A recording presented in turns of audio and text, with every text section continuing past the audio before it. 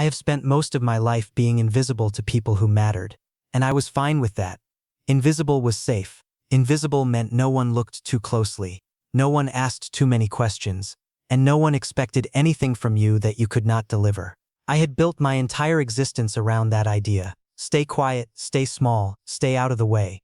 It worked well, until the morning my mother called me from a number I barely recognized anymore, and her voice was so thin and tired that I forgot every rule I had ever made for myself. Calvin.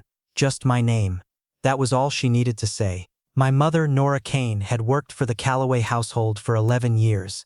She cleaned a mansion that cost more than our entire neighborhood combined. She polished floors that never got dirty because no one actually lived in them. Not really. She arranged furniture that never got moved because there were no children running through the halls, no dinners being hosted, no warmth of any kind pressing against the walls. She had described it to me once, the silence of that house, and I remember thinking it sounded like a punishment someone had designed for themselves. She was running a fever that morning, high enough that I could hear it in her breathing, that thick, slow quality that tells you a person's body is working overtime just to hold itself together. She asked me to go in her place. One day, just cleaning. Its owner was home, she said, but he was resting. He would not even know I was there. I should have said no. I almost did. Then Lonnie appeared at my elbow. My little brother is 7 years old and operates entirely without self-preservation instincts. He had been told, clearly, directly, more than once, to stay at the neighbor's apartment while I went out. He had nodded very seriously at all of it and then quietly put on his shoes while I was looking for my jacket. By the time I realized what he had done, we were already halfway down the block and he was holding my hand with both of his, swinging it back and forth like we were on our way to something wonderful. I did not have the heart. I never do with Lonnie. It is the most embarrassing weakness I own. The Callaway mansion sat behind a private gate on the kind of street where the trees were trimmed into perfect shapes and the sidewalks were too clean to be real. I used my mother's spare key. The door opened with a single quiet click, and the moment I stepped inside, the air changed. It hit me before anything else did. Before the sight of the high ceilings or the marble floors or the artwork hanging on walls that stretched upward like a cathedral. It was a scent, deep and cool, the way old libraries smell, but underneath it something warmer. Sandalwood, cedar, and something else entirely, something that had no name I could reach for, something that pressed against the omega instincts I spent most of my time suppressing and made every nerve ending in my body go very, very still. An alpha lived here, a dominant one. My biology understood that before my brain caught up. I pulled Lonnie closer and told myself to focus. The first floor was straightforward. I moved through the rooms efficiently, the way my mother had taught me. Dust the surfaces, check the corners, do not disturb anything that looks personal. Lonnie was surprisingly cooperative for the first several minutes. He sat on a bench near the entryway and examined his own fingers with the gravity of a scientist conducting research. I dared to think briefly that this would be manageable. Then I turned around and he was gone. I found him standing in the hallway outside the master bedroom door. The door was not fully closed. A strip of shadow showed through the gap. Lonnie stood in front of it with both hands clasped behind his back, his head tilted slightly, studying the dark interior the way he studied everything, with total unself-conscious attention. "Lonnie," I said, keeping my voice barely above a breath. "Step away from there." He turned to look at me. "His door is open. That does not mean we go inside. I just want to see if he is okay." I crossed the distance between us in 4 steps, reached for his shoulder, and he ducked under my arm and pushed the door open wide. The room was large and dim, heavy curtains drawn against the morning light. A king-sized bed dominated the far wall. Dark frame, white sheets, everything clean and ordered the way a hotel room is clean, functional, but without the fingerprints of someone who truly lived in it. And lying in the center of it, completely still, was Mike Callaway. I had never seen him before. I only knew him through my mother's careful, cautious descriptions. A man who preferred silence, who ran his business like a machine, who paid well and asked nothing personal and kept every boundary between employer and employee perfectly intact. I had imagined someone older, someone with the look of a person who had grown cold on purpose, the way some wealthy men do, wearing their detachment like a second suit. He was not what I had imagined. He was still, completely still. One arm over the sheet, the other at his side, face turned slightly away from us. Dark hair against a white pillow, the lines of him, the jaw, the shoulders, The way he occupied that bed like he had been placed there deliberately, none of it matched the soft picture I had constructed in my head. He looked carved from something difficult, and even in apparent sleep, even from across the room, the scent of him reached me. Heavier now, more concentrated, it wrapped around the base of my spine and squeezed. I grabbed Lonnie's wrist and started pulling him backward. Lonnie planted his feet. "He is very still," he whispered. "Do people normally sleep that still?" "Some do," I whispered back. "Let's go." His chest is moving though, so he is definitely alive.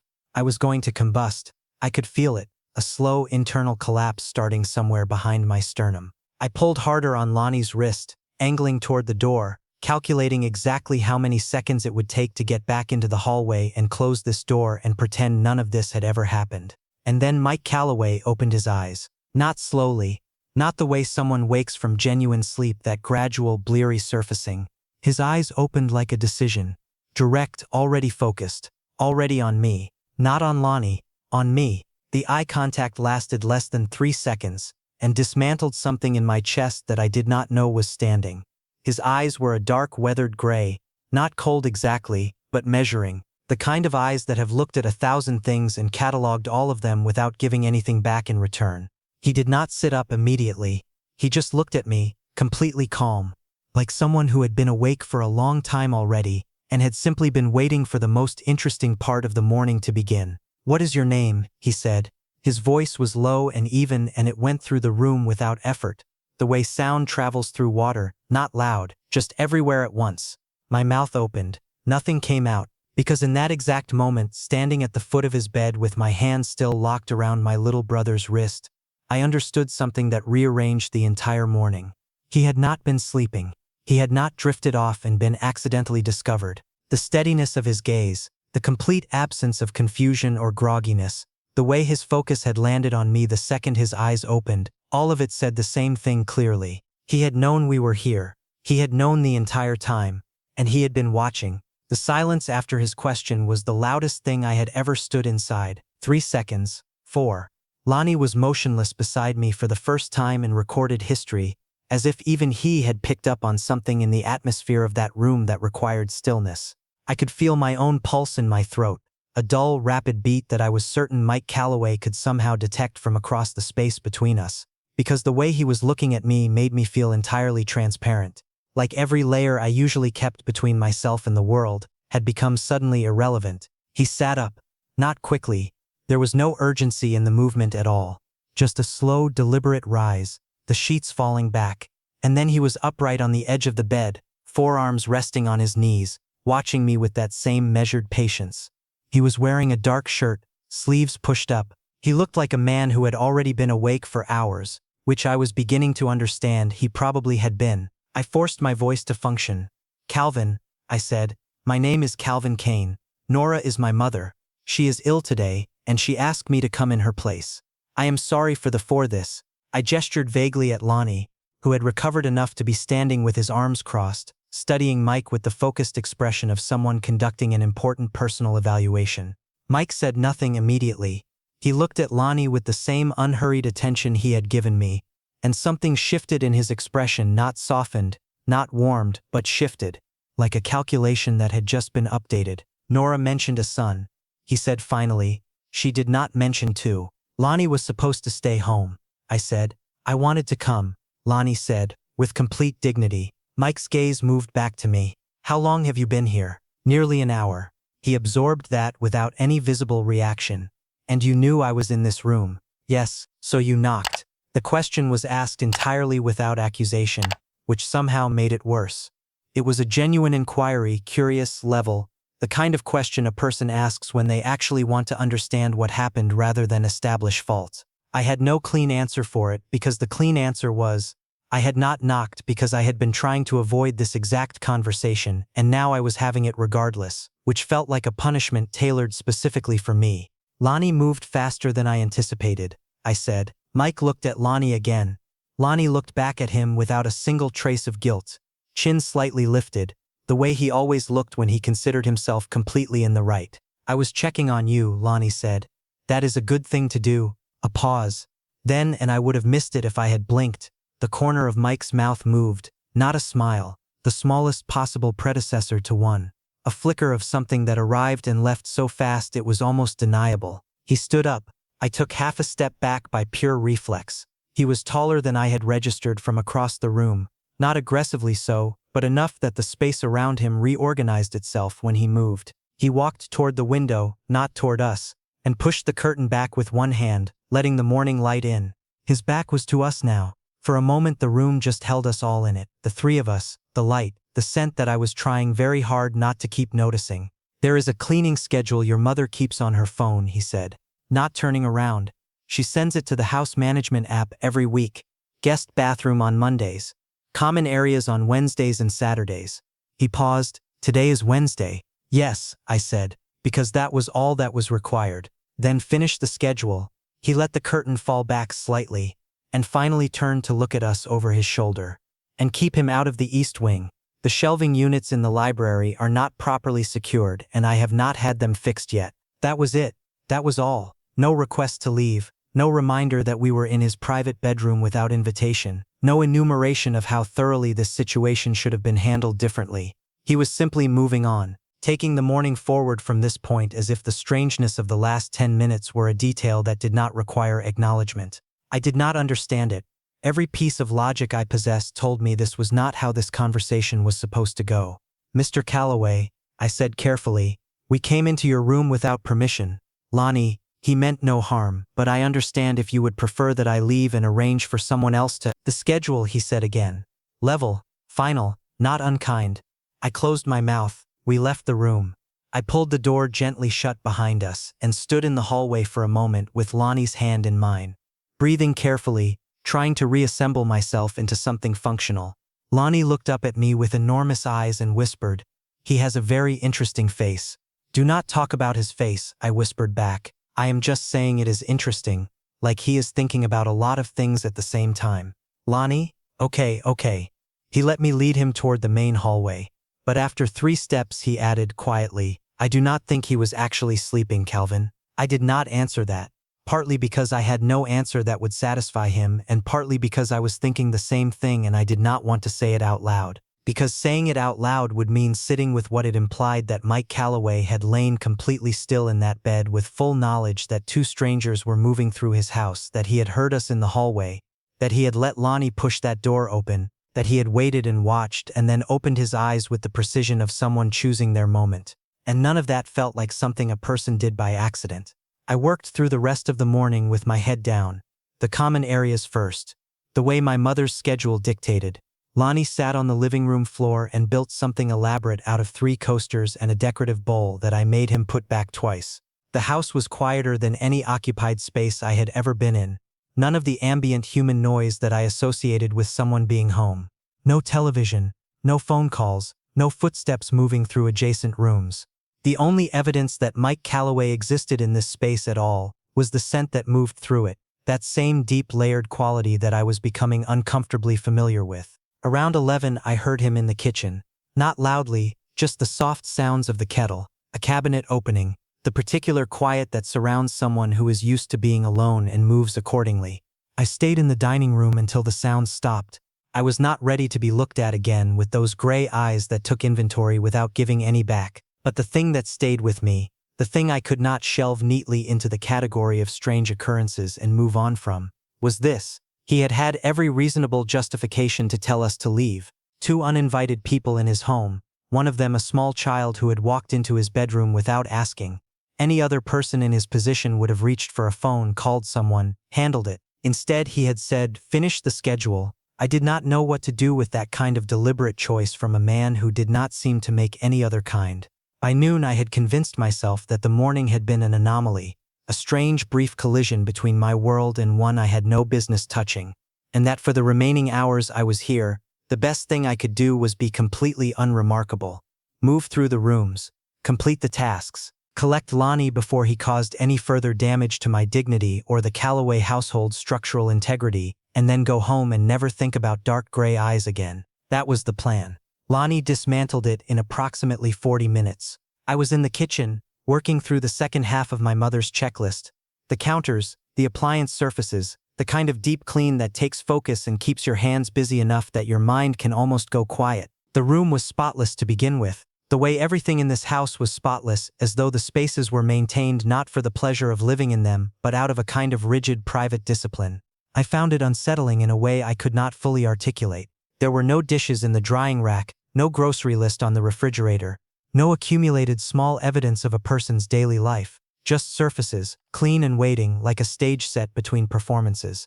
I heard Lonnie's voice from down the hall, not shouting, not the way he sounded when he was excited about something, that bright, carrying enthusiasm that could cut through walls. This was different, deliberate, measured, the voice he used when he had decided something important needed to be said, and he was going to say it correctly. I set down the cloth I was holding. I found them in the study. The room was large, lined with bookshelves on 2 walls, a desk near the window where Mike was seated or had been seated because he was no longer at the desk. He was standing near the far bookshelf with his arms folded, and Lonnie was positioned in the center of the room facing him, both hands clasped behind his back, chin up in the posture he adopted when he considered himself to be conducting an important conversation. Mike's laptop was open on the desk behind him. Whatever he had been working on before this moment had apparently been set aside entirely. He was giving Lonnie his full attention, not the tolerant, slightly distant attention that adults usually gave small children, but the actual kind. The kind where you are genuinely listening. I did not interrupt anything important, Lonnie said, sensing me in the doorway without turning around, the way he always somehow sensed me. He was just reading. You were in here alone with him, I said. He did not mind. Lonnie looked at Mike. You did not mind, right? Mike said nothing. He looked at me instead briefly, the way he had done several times that morning, as though periodically checking something, and then his attention returned to Lonnie. We were talking, Lonnie said. About what? I stepped fully into the room, positioning myself between them out of pure instinct before I could stop myself. Lonnie turned to look at me with a patient expression. I was asking why he lives here alone. The room changed temperature, or at least it felt that way, a subtle, pressurized shift in the air. I looked at Mike expecting the kind of withdrawal that questions like that usually triggered in private, controlled people.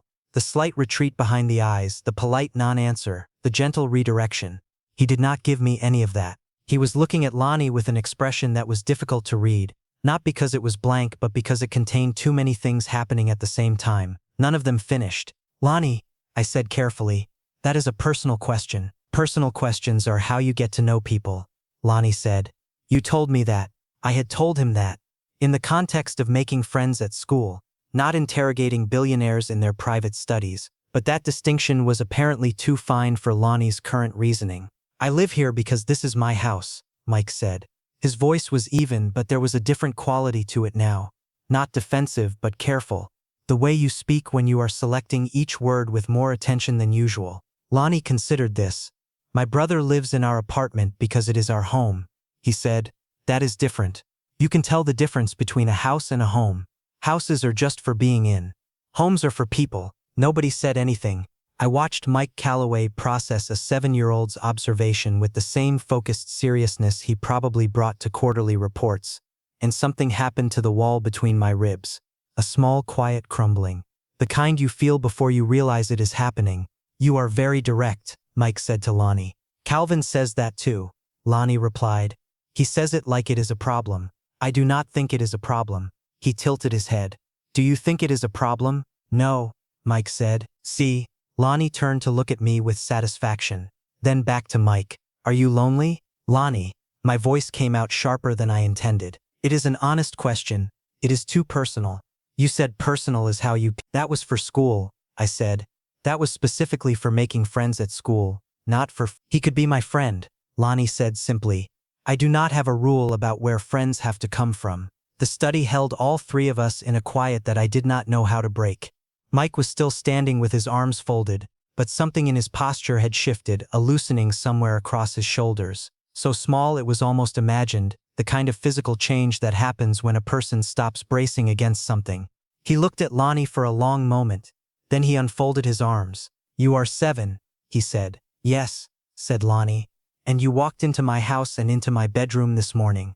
And now into my study. Yes, without being invited. Lonnie thought about this seriously. I was invited into the house, he said. My brother was invited. I came with my brother. So technically I was included in the invitation. He paused, That is how invitations work when you come with someone. Something moved through Mike's expression. A deep, involuntary thing. Something that had no intention behind it, and was therefore more real than anything I had seen on his face all morning.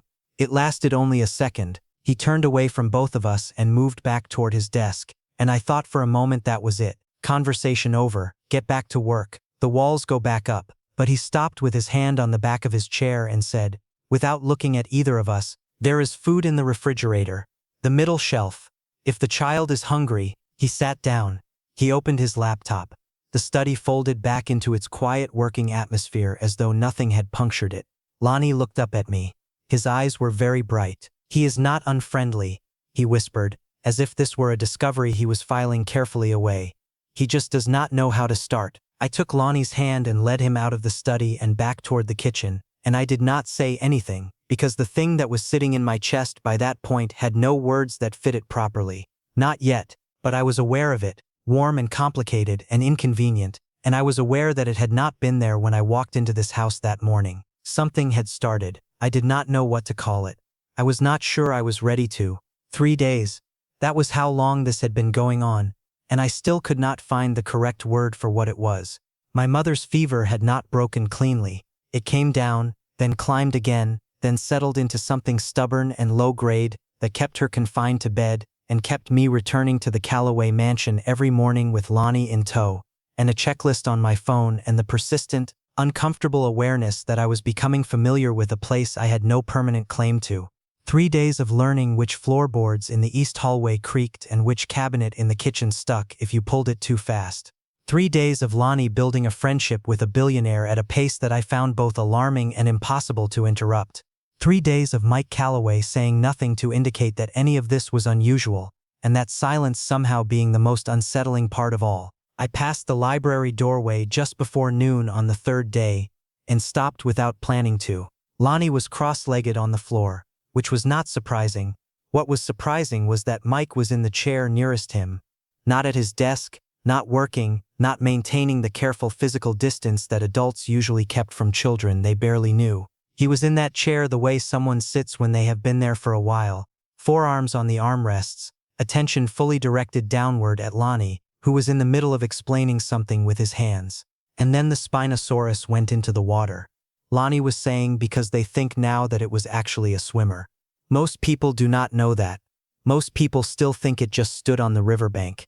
But there is new evidence. What kind of evidence? Mike said, not humoring him. Actually asking. I stood in the doorway for 3 seconds longer than I should have before I made myself move on. That exchange settled into me like a stone dropped into still water, the ripples spreading outward before I could stop them.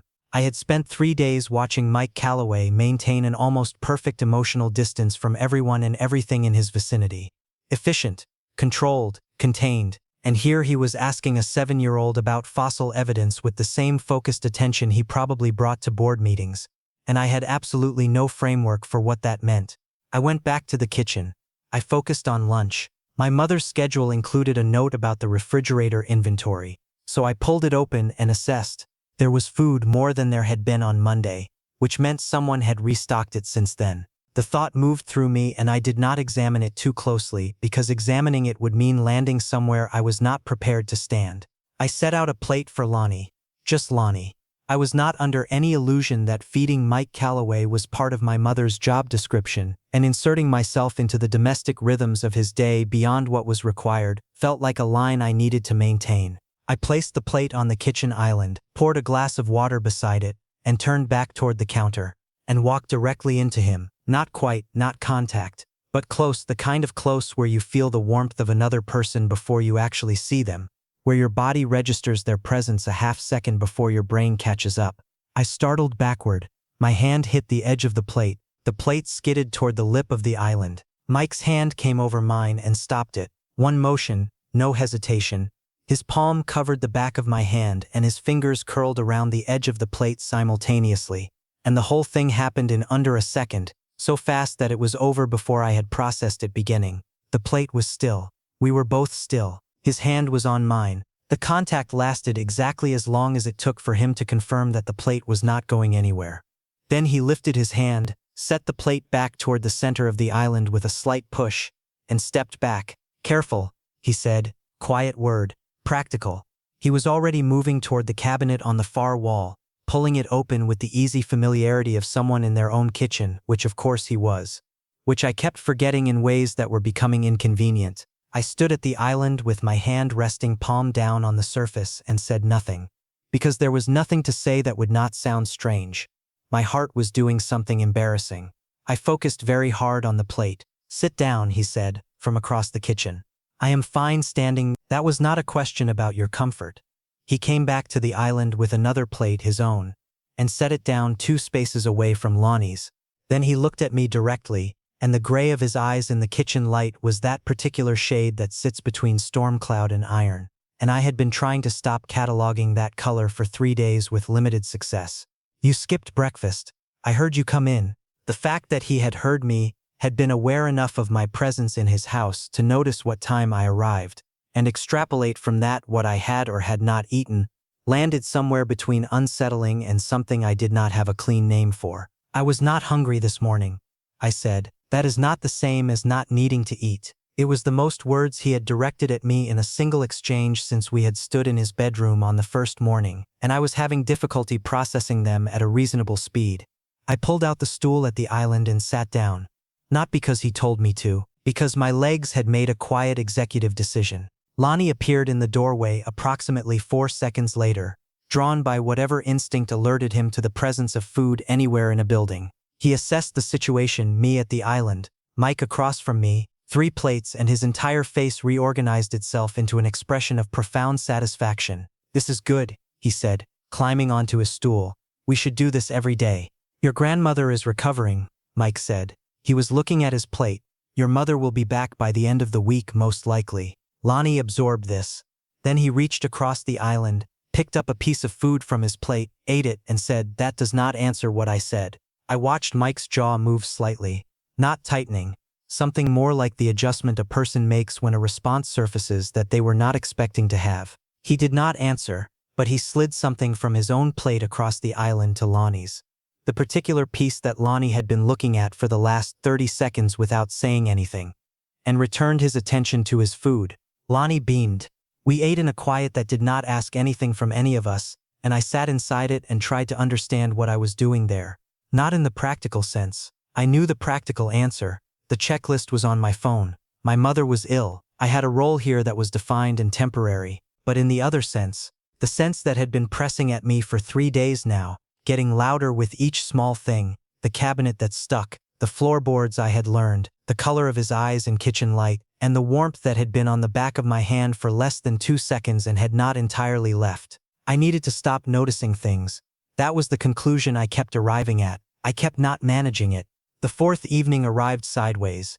Not the way evenings usually did, with a gradual dimming that gave you time to prepare, but suddenly the light going amber and then deep without my noticing the transition. I had lost track of time somewhere between the 2nd floor and the drawing room, moving through the last items on the checklist with the kind of focused automaticity that I used when I needed to stop thinking about something specific. I had been not thinking about the kitchen, about the back of my hand, about the way the silence over lunch had felt less like absence and more like a kind of company. Lonnie had fallen asleep on the drawing room couch at some point in the late afternoon. He did this occasionally, just powered down midday like a device that had run its battery flat, and normally I would have gathered him up immediately because we had places to be and a mother at home who worried. But I had looked at him curled on that couch, one hand tucked under his chin, breathing with the absolute peaceful totality of a sleeping child, and I had not been able to make myself do it yet. What I had not accounted for was Mike's jacket.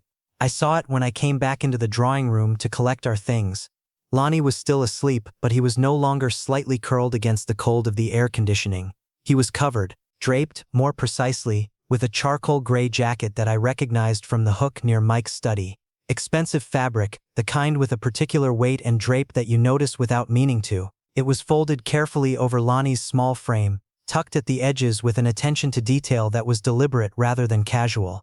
Mike was standing at the window with his back to me, sleeves rolled to the elbow, one hand in his pocket. He had not heard me come in, or he had, and was choosing not to turn around. I stood there for a moment longer than was necessary. He kept pulling his feet up, Mike said, without turning. The couch is too cold near the vent. I did not know what to do with the specific tenderness of that observation, that he had noticed the small unconscious movement of a sleeping child pulling away from discomfort, and had responded to it quietly without announcing himself. "We should go," I said. My voice came out steady. I was proud of that. "He has been asleep for 40 minutes. Give him another hour. My mother is alone. You called her at 6. She was eating and watching something on television, and she told you not to rush." He finally turned from the window.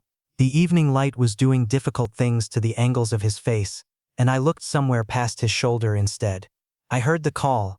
"You hear a great deal," I said. "The house is quiet." The house was quiet because he had made it that way. I thought, because there was no one else in it and never had been, and the quiet was not peaceful. It was architectural, built from the absence of everything that should have been there. I did not say any of that. I moved to the other armchair and sat down, because standing while he stood felt like a competition I had not agreed to enter. The room held us both for a while. Lonnie's breathing was the only sound. Outside, through the tall windows, the last of the daylight was draining from the sky in slow degrees. Then Mike crossed the room and sat in the chair across from mine. Not the far side of the room. Not his usual careful maintenance of space. The chair directly opposite, close enough that I was aware of him in the way I was always aware of him. That layered scent, that quality of stillness, the sense that the air around him operated at a slightly different pressure than everywhere else. "Do you have anyone?" he said. I looked up from where I had been studying the middle distance. "I am sorry? An alpha?"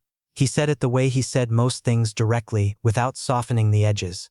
"A partner, someone you are attached to." The question sat in the space between us like a physical object, and I looked at it for a moment before I answered.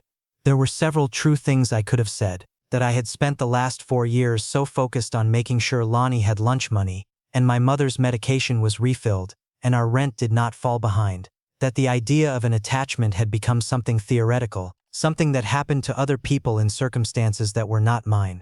That I was 23 years old and the most intimate relationship I currently maintained was with my mother's cleaning schedule. "No," I said, "there is no one." He was quiet for a moment. "Then why not?" I had not expected a follow-up. I had expected the first question to be a brief foray into conversation, the kind of small talk that people made when they were sharing a room and did not want total silence, and then a return to separate corners. Not this, not that second, genuinely curious question delivered in the same even tone as everything else he said, as though he had actually thought about asking it. "It is not something I have had time for," I said carefully. "That is a practical answer. It is a practical reality. It is also not the whole answer," he said. I looked at him then directly, which I had been trying to avoid because direct eye contact with Mike Callaway was something I needed to ration carefully. He was not being confrontational. His expression was the same measured, attentive thing it always was. The thing that made him simultaneously easy to talk to and difficult to deflect, because it offered nothing to push against. "Omegas who are raising families do not usually prioritize themselves," I said. It came out more plainly than I intended. More honest. "It is not a martyrdom. It is just how the math works. There are limited hours and limited resources, and some things fall off the list." "You fell off your own list," he said. The words were quiet and they hit somewhere deeper than I had prepared for. I kept my face steady through what felt like a significant amount of effort. "That sounds more dramatic than it is," I said. "Does it?" Not a question, just those 2 words sitting there, patient and certain. And the thing about Mike Callaway was that he did not fill silences. He let them do their work. Let them expand until whatever you had said was sitting in full light where you could see it clearly. Alphas are not exempt from that particular pattern. I said finally. My voice was even, spending so much time maintaining control of everything external that the internal accounting goes untouched. Something crossed his face, not offense, not surprise exactly, but recognition. The specific look of someone who has been seen accurately in a way they had not anticipated. "No," he said after a moment, "they are not." Outside, the last thin line of orange at the horizon went dark. The drawing room settled into the soft blue-gray of full evening. Lonnie shifted in his sleep, pulling Mike's jacket tighter around himself without waking, and we both watched it happen from our separate chairs in a silence that had changed its texture completely from where it had started. "Your rule," I said quietly, not accusatory, genuinely asking, "the one about keeping people at a certain distance. Did you choose it, or did something teach it to you? The pause before he answered was the longest he had given anything I had said. Both, he said. Usually it is both. I nodded, not because I fully understood, but because I recognized the shape of that answer from the inside. My mother called at 7:43 in the morning to tell me her fever had broken overnight. I was standing in the Callaway kitchen at the time, waiting for the kettle, and when her voice came through the phone, clear and strong in a way it had not been all week, something in my chest should have unclenched immediately. Relief. Simple, clean relief. And it was there. I felt it. But underneath it, pressing up against the underside of every other feeling, was something else entirely. Something I had been carefully refusing to look at directly for 4 days now. This was the last morning. I did not tell Lonnie right away. I told myself it was because he was still finishing his cereal, and the news could wait until we were ready to leave, which was the practical truth. The less practical truth was that I needed 40 more minutes inside this house before I said the words out loud and made them real. And I was not proud of that, but I also could not seem to change it. The morning passed strangely. I moved through the rooms with the checklist, and the work was the same as it had been every other day. The same surfaces, the same order, the same careful attention to my mother's notes, but the quality of my attention was different. I kept noticing things I had not cataloged yet. The way the light in the second-floor hallway shifted at midday, coming through a west-facing window at an angle that turned the floorboards a particular shade of warm gold. A stack of books on the windowsill in the library with a folded piece of paper marking a page near the middle of the top one, left there by someone who intended to return. Small things, the kind you only notice when you are trying to memorize a place. I found Lonnie in the garden at 11, not the main garden, which was formal and somewhat severe, but a narrower side yard that ran along the east wall, where a few neglected raised beds held the remnants of something that had once been tended. He was crouched at the edge of one of the beds, inspecting the soil with both hands, and Mike was standing 2 feet behind him with his arms folded, looking down at whatever Lonnie was examining. I stopped at the garden door. "There is still root structure here," Lonnie was saying. He held up a piece of something, a runner from a dead plant by the look of it. "If someone watered this properly, it would probably come back. Plants are stubborn. They hold on longer than you think they will." Mike said nothing, but he was looking at the raised bed with an expression I had not seen on him before. Not evaluating, not measuring. Something older than that, something private. "Did someone used to grow things here?" Lonnie asked. A pause. "My mother," Mike said. "She liked this side of the house because it gets afternoon light." Lonnie absorbed this with the serious attention he brought to important information. "Where is she now?" "She died several years ago." "Oh." Lonnie was quiet for a moment. "Then my dad left before I can remember, so it is kind of similar. Not exactly the same. But the part where someone who was supposed to be there is not there anymore. That part is the same shape." I held very still at the garden door. The morning was soft around them, cool enough that the light had a thin, clear quality, the kind that makes everything feel slightly more exposed than usual. Mike was looking at the back of Lonnie's head. His arms had unfolded and one hand was at his side now, and the line of his shoulders had changed in a way that was subtle enough to miss if you were not paying attention. "It is," he said finally. "Quiet. Just that." I stepped back from the door before either of them could see me standing there. I did not want to intrude on whatever that moment was. Some things need to happen without witnesses. By noon, I had worked my way back to the conclusion I had been avoiding all morning. It was time to go. I gathered our things from the entryway. Lonnie's backpack, my own bag, the folded spare key that belonged back in my mother's keeping. Lonnie appeared from the garden with dirt on both knees and a look on his face that I recognized as pre-quiet. He got like this sometimes before something significant happened, as though he was conserving energy for a specific moment. I found Mike in the front hallway, not working, not on his phone, just there the way he had been there on other days when our paths crossed unexpectedly, as though the house arranged him into my path with a regularity that I had stopped believing was coincidence. I had prepared something to say, something appropriate and sufficient, a clear acknowledgement of his patience with the situation, a clean conclusion.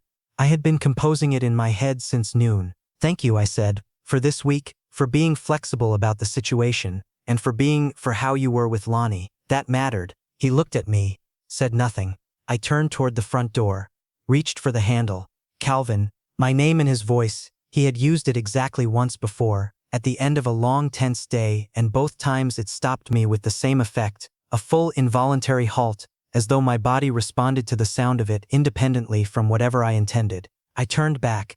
He was standing in the middle of the hallway, and the expression on his face was something I had not seen there before. Not the contained, measuring look that was his usual presentation, but something underneath that, something exposed and uncertain, which on the face of Mike Callaway was so unexpected that I could not look away from it. He opened his mouth. Nothing came. Lonnie released my hand. I felt it happen, the small warmth of his fingers letting go, before I understood what he was doing.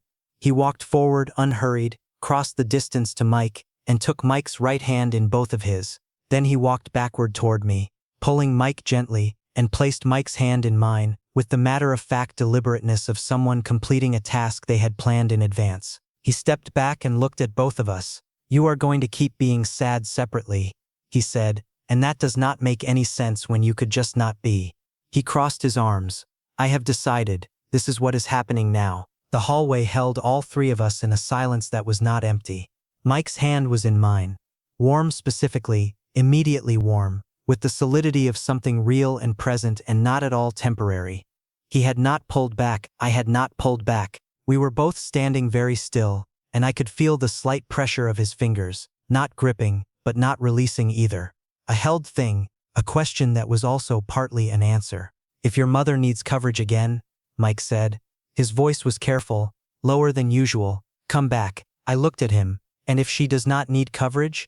The pause before he spoke was the most honest thing I had ever heard him do. "Come back anyway," he said. Lonnie made a quiet sound of deep personal satisfaction and walked past both of us toward the front door, apparently considering the matter fully resolved. I watched him go, and then I looked back at Mike, at the hand holding mine, at the expression on his face that was still uncertain but was no longer closed, at the gray of his eyes in the morning light of his hallway, and understood that the 7-year-old standing at the front door had just done in 40 seconds what neither of us had managed in 5 days. Some things needed a push. Some people needed someone small enough to be unafraid of the distance between them. The door was open, Lonnie was waiting, and Mike's hand was still in mine as I finally quietly, without ceremony, let myself step towards something I had spent the whole week pretending I did not want.